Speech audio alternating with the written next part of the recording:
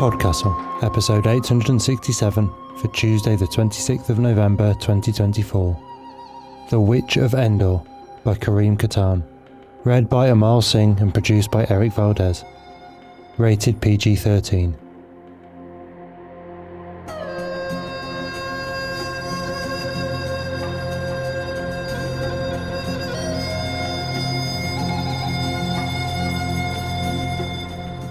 Good morning, good day, good afternoon and good evening, and welcome to PodCastle, the flying castle of fantasy fiction. I'm your host, Matt Dovey, and it is my privilege to close out our Palestinian Voices Month with The Witch of Endor by Karim Katan, narrated by Amal Singh. This story was first published in the Magazine of Fantasy and Science Fiction, September 2022.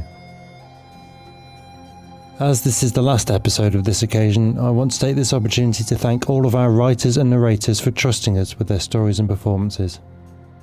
It was important to us to do this right, and the stories we've had, and the one we're about to have, are textbook examples of the power of fiction to move you, to illuminate and bridge gaps and share the fundamental awe and terror and confusion of being human. I've been listening to PodCastle for about 700 episodes now. I was the other side of the mic for a long time before I was this side, and I honestly can't think of another run of 4 stories that have been so consistently excellent and powerful across a month. So thank you all.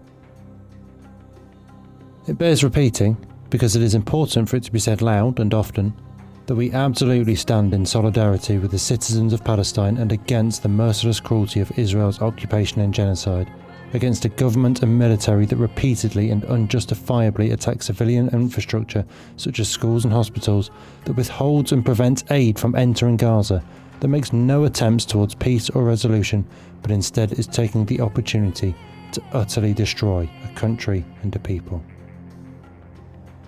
If you've listened through the end of my outros each episode, you'll know that I've personally donated to a different charity supporting the Palestinian people each week. If you haven't stuck around that long, I would ask you too to consider matching my donations of $30 each to the Palestine Red Crescent Society, the Palestine Children's Relief Fund, Medical Aid for Palestinians, and today's charity, the Alliance for Middle East Peace. Or whatever you can afford to donate to whichever charities operating in the region that are close to your own goals, or to any of the many individual fundraisers having to be run by Palestinians on social media to survive the genocide in the Gaza Strip. Thank you. Your author today, Karim Katan, is a Palestinian writer from Bethlehem. He holds a doctoral degree in comparative literature. He writes in French and in English. In English, his work has appeared in the Paris Review, the Baffler, Strange Horizons, the Magazine of Fantasy and Science Fiction, Choreo, Plus 972 Magazine, Translunar Traveller's Lounge, The Funambulist, Words Without Borders, and more. His latest novel in French, Les Dons à l'Aube, was published in 2024 by Éditions Elisade. Amal Singh is a screenwriter and an author from Mumbai, India. His short fiction has appeared in Apex Magazine, Truancy and Mithila Review, among others. And now pay attention, for our tale is about to begin, and though it's been told for centuries, its truth has been lost. So let us remind you.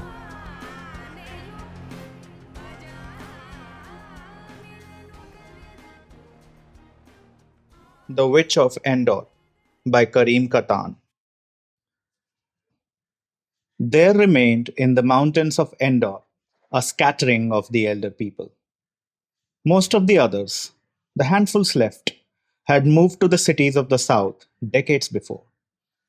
These people of mountains and hills, of ice fields and pine trees, now dwelled in seashore havens and desert cities, resort towns and neon oases. The few families who had remained, huddled in the mountains surrounding Endor Valley, lived in a half-dormant, savage state. He was acutely aware of their presence, hiding in the snow and behind the pine trees. Their half-closed almond eyes burned with a wildness he knew well. He was himself descended from these elder people. This mountainous terrain was his original land, this cold, this smell of pine trees. Yet the wind bit his flesh. The mountains suffocated him. He was only from here in imagination. In reality, he was from an oasis of the south. His world was one of gurgling springs, swaying palm trees, and the bustling black market where anything, including eyes, diamonds, livers, rifles, children, could be sold and bought. His was the world where the hot winds wrapped the body in a gentle, insistent caress. Here the wind was a slap in the face. He had been invited to the ball. It was an honor reserved for a happy few, the richest and noblest of the kingdom of Summerlands. They obviously never invited any of the elder people. Yet he had received the invitation, in formal gold lettering on a piece of paper that was most likely worth many stalls in the market. He had worked for this pugnacious man that he was. He had taken advantage of the unique color of his eyes, clear like river streams, and of his skin, alabaster, they said. He had practiced day in and day out how to pronounce the vowels perfectly, where to lilt, where to pause, how to use fully his throat to produce sounds as foreign to him as the snow. He had lost, gradually, the raw and hoarse words of the elder people to adopt the light language of the Summerlands. He had moved from the deepest south to the middle ground, the capital city, and he had smiled like they smiled, and bowed like they bowed, and worked like they worked. And here he was, Endor. The snow was falling softly all around the castle. It snowed in the kingdom of Summerlands perhaps once every 3 years. Once in an apricot's bloom was the consecrated phrase. But here, in the mountain top realm, it never stopped. The flakes, unfamiliar to the guests who hailed from the shores and the desert, swirled around them. The castle was enmeshed in darkness. Only its tiny oval windows gave a little light, a little gleam reflected in the snowflakes. It trembled in this ocean of dark.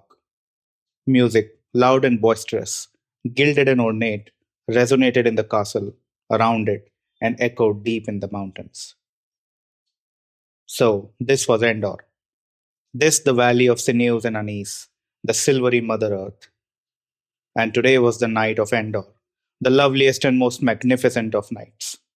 Men and women in twos and threes crossed the massive stone bridge that led to the castle, their hair bound with crowns of flowers and gold, their fingers and necks heavy with sparkle stones and silk. The sky split in half, so it was said, during this night, and the trembling moon granted the wishes of any and all. The gates of the castle were wide open, and the music and lights seemed to extend their hands to all the guests. Come in, please, a harmless, benevolent gesture. Endor, in the northernmost part of the prosperous kingdom of Summerlands, was indeed a place that excited the mind and pleased the vision, a place of rest in the snowstorm. It was the mountaintop, snow filled crown of a civilization whose accomplishments were glittery seaside resorts and metal pipes thrust in the sandy flesh of the desert. The lights of the castle of Endor blazed bright, beacons illuminating the night, and in contrast, the full moon above it looked like a pitiful, guttering candle. Solstice, he thought. Solstice, the night of Endor. The outer darkness gathered around the castle, whose lights blazed brighter and whose music grew louder to ward off the longest night. The darkness beat at the windows and splattered against the gate, and scratched at the stones but could not make its way in. He felt the castle tremble under the onslaught of darkness. He noticed without looking how the shapeless forest around the castle and in the valley swayed to a harrowing beat. Primal voices, screeches called out from the midst of the forest and from the edge of starlight. They blared and shrilled and shrieked, thrusting themselves into his mind. Solstice. He knew somehow that snake like eyes were peering up at him from the valley. Some still remembered the story. The people from beyond the sea had landed here one day, on the shores of the Summerlands, the country of the elder people. What, they asked, is this land wedged between a river and a sea? This stretch of nothing? What, they asked, is this nothing? Let us make it into something, they said. They met the natives, the elder people, who spoke of the wrath of a witch of Endor. And then, for those who come in boats to coasts unknown can sometimes be savages. They hunted down the elder people. They chased them up into the mountains and down into their graves, and they burned them and sewed their mouths shut and poured lead in their ears and wax in their eyes. Yet still they spoke of the witch of Indur, and when they put the elder people in camps and behind bars, their eyes covered with wax, their mouths sewn shut, and their ears filled with lead, still they whispered of the magic of Indur and how it would one day return. And so the invaders grew scared. Neither the best of their scientists, nor the wisest of their priests, nor the most cunning of their magicians could decipher what Indur was and how it would return. The invaders were masters of the light. They did not know, therefore, how to explore the darkest recesses, the hideaways of solstice, the dark side of that which glimmers. Then one day, an old hermit came from the mountains in the north of the Summerlands. She had spent her life in meditation up there, in the snow, she claimed. And there she had been told, she said, by the beasts of the forest with whom she shared her life, that the witch would come one day to the castle that loomed high above the mountains, and it would be on the night of the trembling moon. And so the invaders decided they would trap and kill the witch, lest she wreak death and disaster on their newborn kingdom. On the night of the trembling moon, they threw a splendid ball to welcome her. The finest gold and the best wines were offered. The most beautiful men and women came to dance and sing. Music resonated into the night, calling one and all to join. A single glass of wine was laced with poison so strong that it would kill anyone instantly. She did not come. Every year they threw a ball, and every year sent out messengers far and wide, proclaiming that it was in honor of the witch of Indur. Every year, the music was so loud that it sounded as if the night herself had become one long musical note, and the golden glass was laced with the most powerful bane of the kingdom. Yet she never came. Over the years, the invaders became the natives, and the witch became a legend, and eventually her name faded into obscurity, as did the fear she kindled in the hearts of men. They had conquered a land wedged between a river and a sea, and nothing, neither history nor a witch, had managed to stop them. The mountains had been silenced, as had the shores, and indeed that stretch of nothing had become the Summerlands.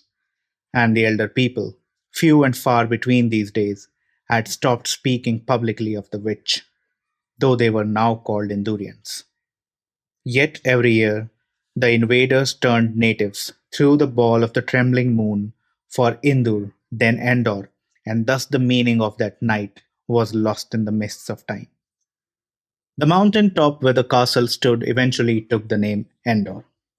And because they were, at heart, savages, each year a cup was laced with Indurian poison, and one of the guests would be bound to drink it. And because it was a ritual, sacred since time immemorial, the guests accepted the rules of the ball, and it made, some said, the night merrier. And when the poisoned one fell to the ground, usually with an abrupt thud, there was always a pause.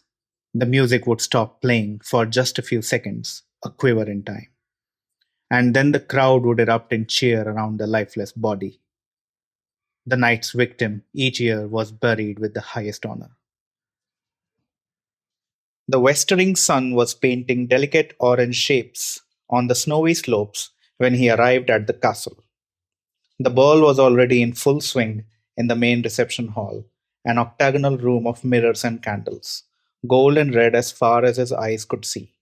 The first thing he noticed was how the light from the chandeliers on high seemed to bounce off the gilded chairs and the candelabra.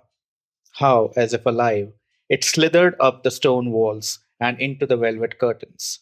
How malevolent it was, as if it were hunting down any hint of darkness to destroy it. And somewhere here was poison too, and somewhere death among the light.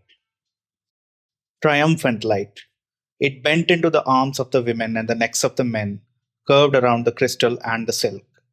It wriggled its way into the innermost folds of the clothes, where rage or sorrow might have been hiding.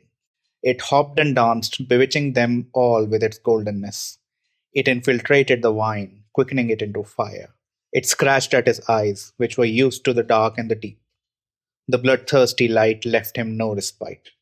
It appeared to prop the other guests up, however. They were engulfed in light, breathing it in and out. Their clothes, their eyes reflected it. Their mouths seemed to devour it. Their hair and their nails were caked in it. Beings of light indeed. It dazzled him and made him feel ill. He needed a break. He went out on one of the balconies, which overlooked the magnificent vistas of Endor. He could barely see anything in the dark and the snow. He stared dumbly at the flower beds, lilies of the valley surviving despite the snow in this magical part of the summerlands. The earth, the air, everything is electric here, he thought. Lighting a match for his cigarette, he feared the air would explode. A waiter politely approached him. Dismissively, he showed the servant his wrist, where a red mark proved that he had drunk the compulsory glass of wine. Some alleged that it was best to come early, as they would probably only serve the poison later, in order not to cut the party short. Others said it was best to come near the final deadline, when the moon is half up. He did not care either way. He was not in his place here. He knew it. They all seemed to sense it too. A woman floated up to him, all alight, and asked with childlike wonder, "Are you Endurian?" Of course, he knew why they were thus called. He was here in the abode of the priestess of the pines, in the valley of snow. Of course, he knew why he was here. Of course, he knew. The woman had eyes of ultramarine blue. They looked like gems. He could have gouged them out and sold them, still bloody, on a black market somewhere in the south. Pretty necklaces they would have made. She had, he was loath to say it like that, porcelain skin, not unlike his own. It would have sold for a pretty penny too down south. All in all, very expensive. And the man coming up behind her, slightly shorter than her, hair floating in the wind, he looked like a prince from a very foreign fairy tale, like nothing the earth here produced. Very handsome face and eyes, very nicely set chin and impeccable teeth.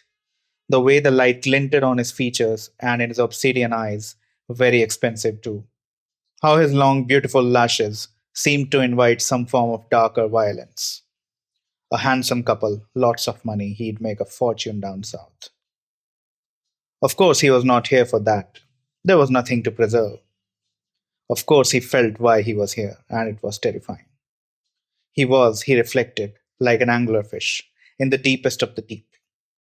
Except instead of darkness, he was drowning in light, and his ring, thank heavens, produced the damp darkness he needed to survive. He could lure the obsidian eyed boy and the girl with the lapis lazuli gaze out of the castle and far away to preserve their bodies.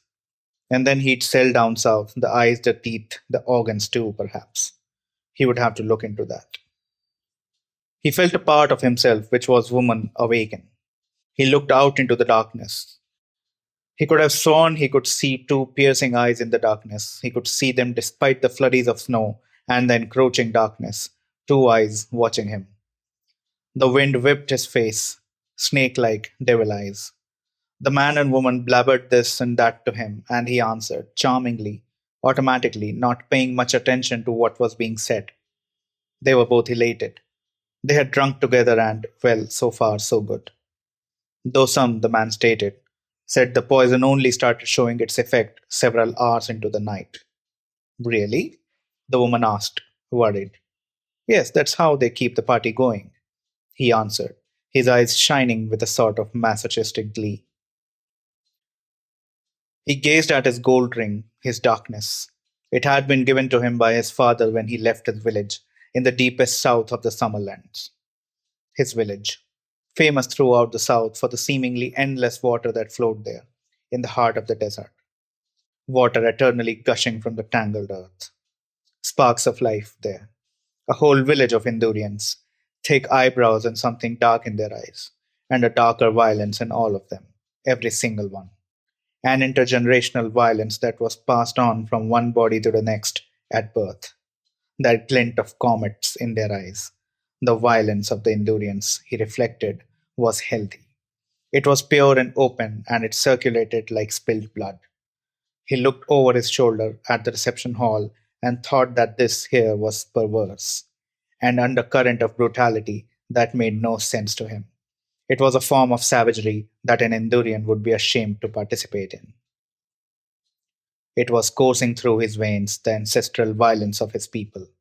It was bouncing in his arteries and shaking his throat. It was molecular violence, engraved so deeply within him. Not like what happened here. He knew the ancestral adversary, the sleeping power, the dreaded name. So this was Endor, the old. So this, here up north, was where she had lived, his ancestress, a witch from Endor. This is where one day she must have read in the clouds of the invaders, coming in grey boats and of the lead poured in the ears, and the eyes shut with wax. And here, most certainly, she read in the shadows of the clouds reflected on the snow that he would be born 2,000 years from then. His blood jolted, her blood running through his, boiling like a sea. Blood that whispered to serpents and pine trees, the dreaded blood of a witch from Indur, a witch from the outer resonating darkness. So here, somewhere, she must have quivered in the air and disappeared in a flash 2,000 years ago. He had to go out into the darkness of Indur now. He took his leave of the uniquely colored couple who had not stopped talking. It was a shame, really. The air quivered. Near one of the balconies, he saw a grand staircase of beautiful white stone that plunged into the darkness. He descended the handsome stairs, one by one, until he reached a promenade down below. It appeared to circle the whole valley, most assuredly a beautiful stone structure during the day. Now it looked like a dreary pit of the ocean, and the snowstorm felt even stronger here. He could make out the intricate engravings in the stones, an epic of a triumphant people. He breathed in. He was far from the perversion above, though the din of the music followed him, and even the light of the castle managed to make its way here slightly. The smell of pine trees. This is where she wanted to go. He climbed atop the massive stone railing and jumped into the night. He landed on the slopes of the mountain covered in snow. He would hurry. The cold was burying its fangs into every single part of his body. He knelt near a pine tree. Something unfamiliar expanded in his chest. Was that perhaps the poison? He felt he knew what he was doing, yet his body was moving of its own accord. His mouth whispered to the trees words in a language his body had long since forgotten, dreaded words in a foul tongue, and from his open eyes darkness spread. His mouth spoke a language that inflicted doom, that drew down the destructive pale moon. He spoke unknowingly, dizzyingly, barely realizing where he was. The slopes were like a whole other planet swimming in and out of his vision. The world slid sideways. This surely was the poison. Of course, he would have been the one to drink it. Of course, the Endurian would have the dumb luck of dying on that night of all nights, blabbering insanities to the trees. They were people of light and fire, of the open skies. He was an Endurian, made of cold streams and living shadows in the mountains. His blood boiled, a raging sea, water rising in his chest, as he spoke to the trees a language he did not understand. And then he saw it, in the sky, the changing light at Endor. And he understood then that it was not the poison.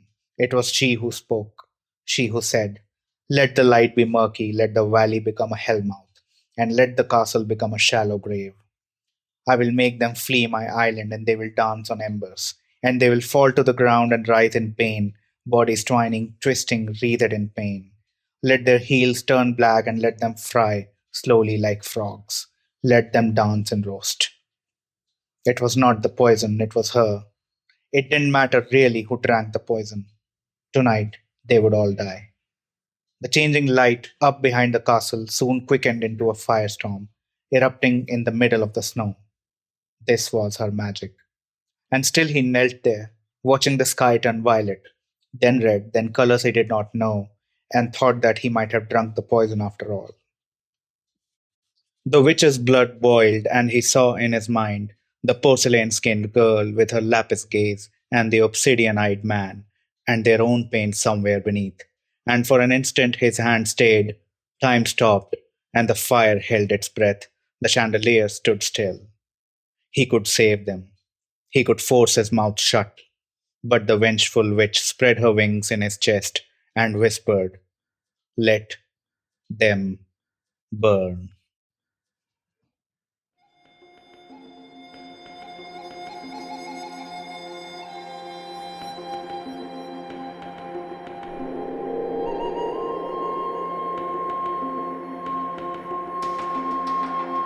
And welcome back. That was The Witch of Endor by Karim Katan. And if you enjoyed that, then there's a few other of his speculative stories freely available online. Native Country in Strange Horizons, The 11th Hour in Translunar Traveller's Lounge, and The Abode of the Palms in Corio. All easily findable through your search engine of preference, or through the links we'll include in the website post for this episode, with the text version of this outro. If you're fluent in French, too, he has 3 novels out, with Le Palais des Deux Collins winning the Prix de Saint-Continent de la Francophonie Award in 2021, and his latest novel, L'Eden à l'Aube, was released this year, a queer love story in occupied Palestine. There's more reading from Karim that I'm going to discuss now, too, because not only is he an excellent fiction writer, he is an excellent essayist, vulnerable and challenging and honest. In an opinion column on Le Monde, only days after the Hamas atrocities of October 7, with the precursor and caveat that, as I am writing, I am afraid of exposing myself to hatred, accusations of cruelty, or to misunderstanding. But we have to write because the media is saturated with every voice but our own. He continues to write, "We can say, massacres like those that took place at the Tribe of Nova Festival rave party are an undignified horror, and that Israel is a ferocious colonial power, guilty of crimes against humanity. Acknowledging one horror does not mean minimizing another. The fate of my country and my people is not a zero-sum game." It should shame the world that it does not yet have that same clarity as expressed here, mere days afterwards, by someone who has seen and suffered decades of oppression and violence at the hands of Israel.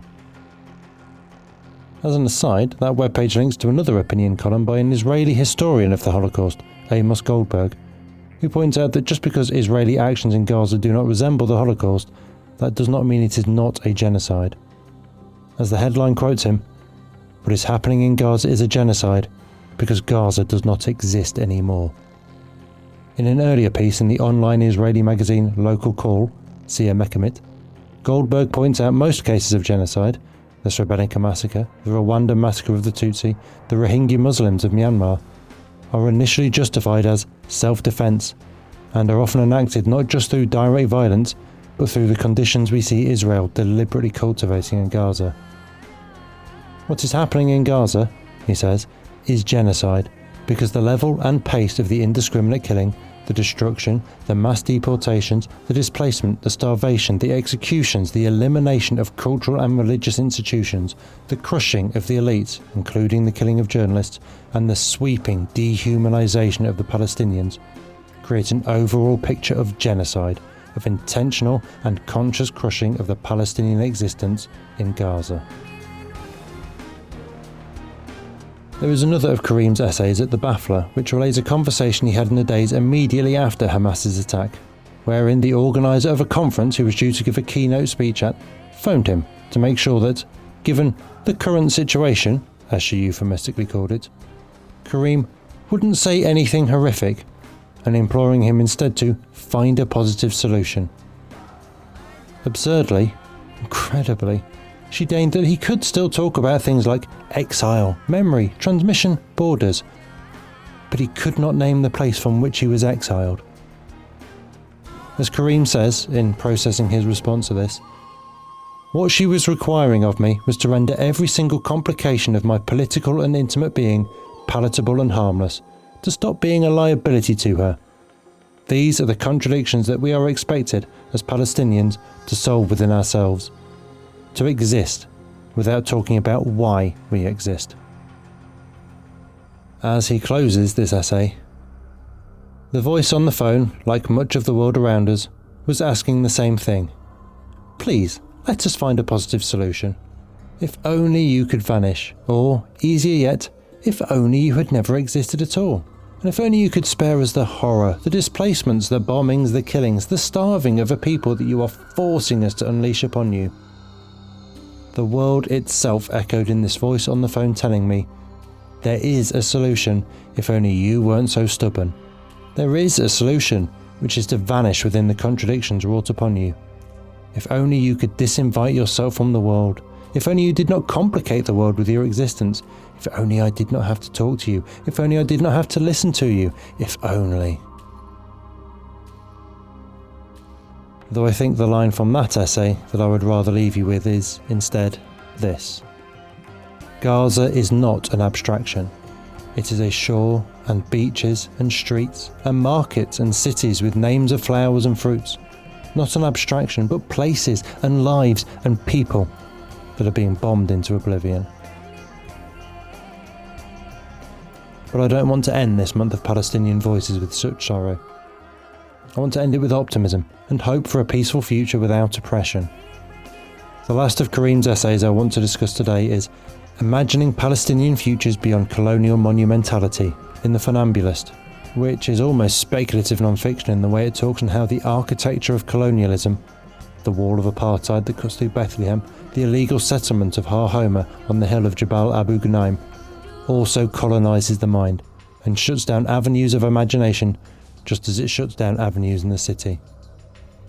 One of the functions of the wall, he writes, and of settlements, is to remove all imaginations of possibles and to naturalise domination. After discussing the only streets he can recall from before the wall, one now hidden by it, that was lined with flowers in spring and seemed to coil around the neck of the hills, growing longer until it reached the ends of the earth like a road of promise, he says, we are throwing away, yet again, the language and concepts and timelines that were imposed upon us, that wasteland of ideas, so that our words, our realities and our imaginations can flourish. We will speak as we speak, and name things for precisely what they are. And it feels like that road stretching to the horizon. Palestinian creativity, this year, seems to be reaching new heights in how it expresses, illustrates and accounts for colonisation, and how it moves beyond it. It speaks with urgency, conviction and precision, regardless of what the world is willing to hear. Our uncompromising vocabulary and our fiction are tools to testify to the existence of this road, and, when memory fails, to reinvent it as many times as necessary, until we are free. To close out this outro, and this month of Palestinian Voices, in which I hope you have learned much and appreciated much, and been able to see Palestine as more than a parade of atrocities, but as a land of joy and culture, and above all, people, just people, who suffer and hope and cry and love and dream the same of any of us, and that you remember this going forward despite the best efforts of the worst people to make you forget this most basic, this most obvious of facts. I'd like to relay a story about olive oil that came across my feeds earlier in the month, and which I've been saving to tell you. As best I can make out through the layers of internet copy-pasting, this was originally written by Dima Silawi on Facebook, although I could only find reposts. It opens. When I was young, I never really understood my parents' insistence to only use olive oil imported from Palestine. It took a long time and a great distance in a process that was neither cheap nor convenient. The oil came in old beat-up containers that did not look appealing to me at all. It continues. After living in Palestine for a year during the olive picking season, something changed. The olive picking season in Palestine is holy. Palestinians relate to the weather based on how it would benefit or harm the olives. There is well-known unspoken rule about treating olive trees with respect. There is a day off from work just to pick olives. On public transportation, it is not unusual to hear someone on the phone telling their friend to stop by for their share of this year's olive oil, stored in what used to be a Coca-Cola or a liquor bottle. A driver will stop in the middle of the way to give his brother-in-law a jar of olives that are so close to one another that they start to crush, showing their insides. Palestinians drink more olive oil than water, she jokes, before ending with, wherever you are, if it's accessible to you, make sure your olive oil is Palestinian. Your ancestors would want that. Thank you for listening this month. May the olive trees of Palestine grow strong and heavy for centuries to come, rooted in undisturbed land and tended by happy Palestinians.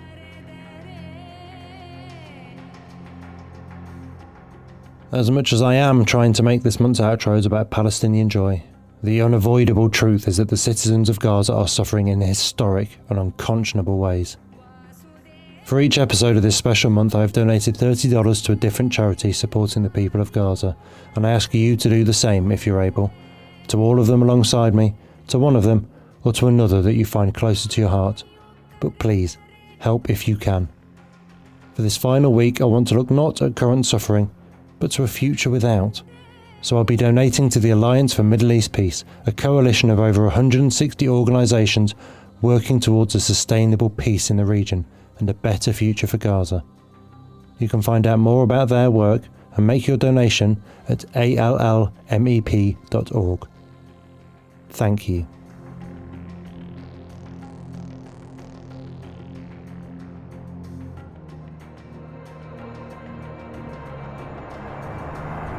That was our show for this week.